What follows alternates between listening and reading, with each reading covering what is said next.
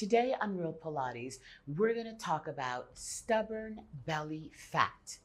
Belly fat, scientifically called visceral fat, is not like other fat on different parts of the body. Most of your body fat, 90% or more, depending on how you are, is subcutaneous fat. The visceral belly fat is no longer just under the skin, it is deep in between your organs, your liver, your spleen, your stomach, your intestines. And this is a problem. The fat cells that make up the visceral fat are not like the subcutaneous fat cells.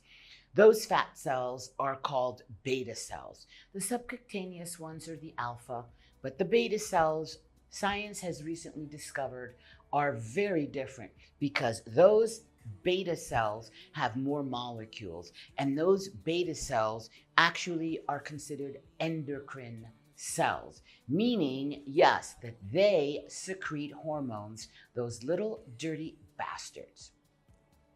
Those little dirty bastards secreting the hormones create an excess amount of white blood cells and an excess amount of C-reactive protein. And that creates an underlying inflammation in the body. It's very low-lying. It's like a secret killer, a secret disease that starts to infect your body. Yes, just belly fat. I know it's horrible. So some of the diseases caused by the deep visceral belly fat are the obvious ones: elevated levels of bad triglycerides, right, of the bad hormone level. It lowers your HDL, the good hormones. It spikes blood pressure, a precursor to type 2 diabetes. It is a big cause of heart disease, dementia, and more. I know what you're thinking. I'm going to lipo it out. No, liposuction only gets that subcutaneous little belly fat that you may have on top. It does not go in between your organs and suck out the belly fat. But there is good news.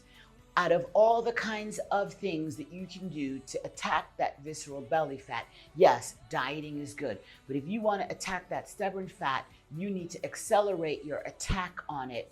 And interval training is the key. Interval training is a blend of aerobic plus anaerobic activity. So you're going to warm up in your aerobic capacity that you can warm up and still talk, so that you know that you're using oxygen as you elevate your cardiovascular system, and heart rate and respiratory rate all starts to come up in effort. And then you're going to do a harder exertion known as the interval that you will be doing anaerobic training, that you're going to go so hard that you have a higher lactic acid buildup than you would an aerobic activity. And you're going to do sets of these. When you do interval training, the new science has proven that your body creates different kinds of hormones. Amongst them is HDH and other things that help you break down. The lipase is another thing that the body creates that helps you break down that visceral body fat. It attacks it. So if you're going to go out for a walk, you're going to warm up, do 5 or 10 minutes at a regular pace, and then do 10 seconds at a faster pace. When your breath comes back and you've recovered, do another fast 10 seconds. So you want to mix it up and get that interval training in twice a week. It's super important that you try to eliminate that body fat around the belly. So 10 minutes of interval training after the warm-up, science has proven, is more effective than 40 minutes of steady state, just plain aerobic exercise. Now, I'm going to tell you, I will take whatever exercise I can get.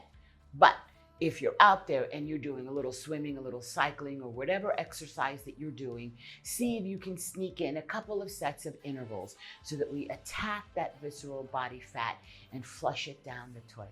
This is Pilates Master Nikki, and I'll see you in class.